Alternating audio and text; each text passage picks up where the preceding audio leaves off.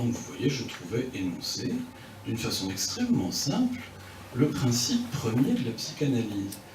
Et qui fait que quelquefois, il y a lieu de nous étonner quand même qu'une méthode et une pratique clinique qui invite seulement, parce que c'est quand même assez simple la psychanalyse dans son principe, c'est donner à quelqu'un la possibilité de parler, lui donner un lieu et un temps où il puisse venir parler.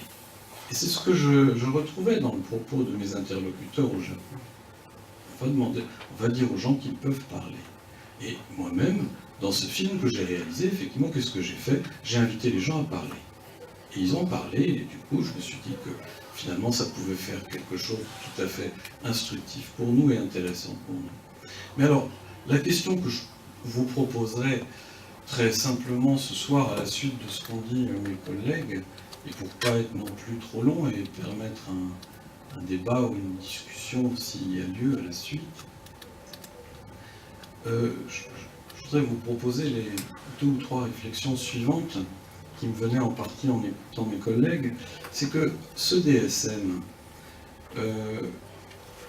qu'est-ce qui fait que, malgré tout, il a un succès, je veux dire qu'il est prédominant dans le monde aujourd'hui, et de façon extrêmement sensible. Je crois qu'il répond à une attente qui est aujourd'hui prévalente et qu'il ne faut pas perdre de vue.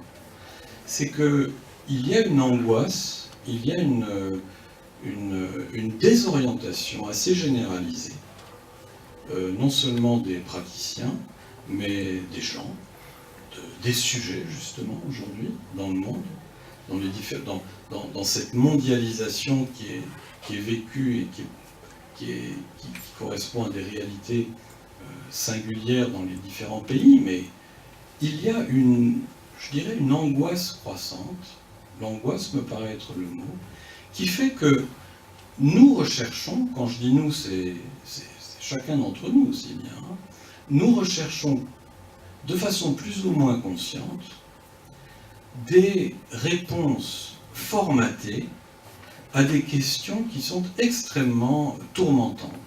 Et le problème, c'est que plus les questions nous tourmentent et sont difficiles, autrement dit, plus nous avons affaire à un réel qui nous échappe complètement et qui nous angoisse d'autant plus qu'il nous échappe, plus nous sommes portés à chercher un formatage impitoyable des réponses que nous pouvons apporter à ce réel. Et je crois qu'il y a là une des raisons pour lesquelles le DSM rencontre un succès considérable.